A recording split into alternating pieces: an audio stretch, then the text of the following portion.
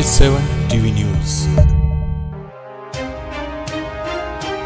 Wardha police अधीक्षक की हिंगन घाट में पहली बार क्राइम मीटिंग का आयोजन।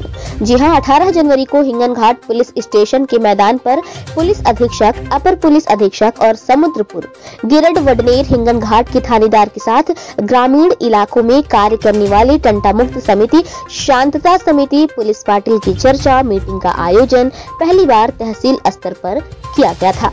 जी हां, इससे पहले क्राइम मीटिंग का आयोजन एसपी कार्यालय में होता आया है। ये पहली बार हुआ कि हिंगन घाट में क्राइम मीटिंग हुई और इसमें सभी को आमंत्रित किया गया था। पुलिस अधीक्षक नुरुल हसन साहब ने शांतता समिति से चर्चा की, सभी के सवाल और समस्या को सुनकर उनका हल करने की बात की। हिंगन घाट के साथ ग्रामीण इलाके में अवैध धंधा करने वालों पर अंकुश लगाने की बात भी की। इस समय हिंगन घाट बचाव समिति के अध्यक्ष सुनील डोंगरे, समाज सेविका कौसर अंजुम ने चार्ली पथक शुरू करने की बात की, जिस पर एसपी साहब ने जल्द काम शुरू करने की बात की। उसी तरह अब्दुल कदीर बख्श ने हिंगन घाट में ट्रैफिक पुलिस बल बढ़ाने और जिले में ब्लैकमेलर पत्रकारों पर अंकुश लगाने पर बात की, जिस पर एसपी साहब ने बताया कि दोनों समस्या पर भी काम किया जा रहा है। गिरड, वडनेर, समुद्रपुर से आए नागरिकों ने एसपी साहब का आभार व्यक्त करते हुए कहा कि आपके आने से अपराध और अवैध कारोबार पर बहुत हद तक रोक लगी है।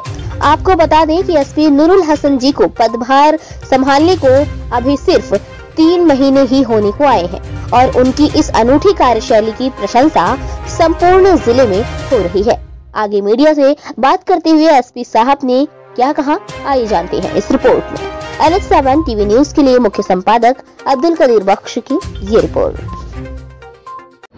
आता वर्धा जिल्ह्यामध्ये आल्यानंतर हे आमची तिसरी क्राईम मीटिंग आहे। आता आम्हाला असा वाटला की क्राईम मीटिंग जिल्हा हेडक्वार्टरमध्ये घेण्यापेक्षा अगर आम्ही पोलीस स्टेशन एरियामध्ये जाऊन घेतली तर चांगला राहील।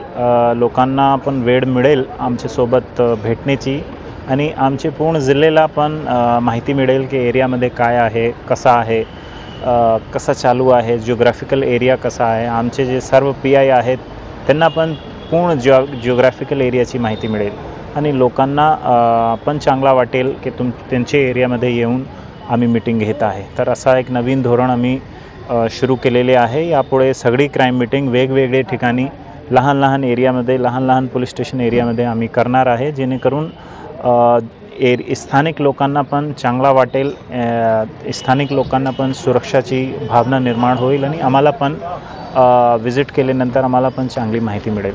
एक लोकांशी आज संवाद साधला तर त्याबद्दल आपण किती समाधानी आहे? माझा असा उद्देश होता की माझा नंबर लोकांपर्यंत पोहोचला पाहिजे आणि लोकांना पण वाटला पाहिजे की वरिष्ठ पोलीस अधिकारी त्यांच्यासोबत संबंध आणि संवाद करण्यामध्ये इच्छुक आहे।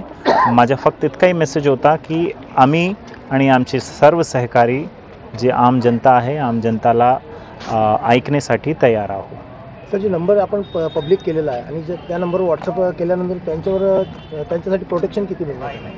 नाही, नक्कीच प्रोटेक्शन आहे। त्या व्हॉट्सअप नंबरवर कोणीही, माझा जे व्हॉट्सअप नंबर आहे त्याच्या नंबरवर कोणीही मेसेज केला किंवा व्हॉट्सअप केला, काही सूचना दिली तर नक्कीच त्याचा नंबर गोपनीय राहणार आहे। ते हा डिस्ट्रिक्ट SPचे शब्द आहे आणि आपण शब्दाला मान देऊ शकतात।